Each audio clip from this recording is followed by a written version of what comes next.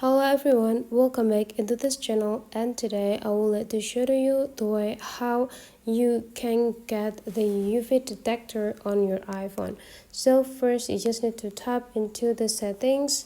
Now you just need to scrolling down until you find a wallpaper right here, and then you just need to tap on it. That will bring you into the current wallpaper that you have here, and there will be two options down part here. There will be the left one, which is the lock screen, and then the right one could be the home screen. Now let's get the UV index or detector into our lock screen. So you just need to tap customize into the lock screen area, and then you will be bring into the lock screen option. And the next thing you need to do is just go tap into this button and go click add widgets, and you just need to go scrolling down until you find the weather, and then you just need to tap into the weather. Now there will be several options that you can pick. Swipe into the left side until you got this UV index, and then you just need to tap it.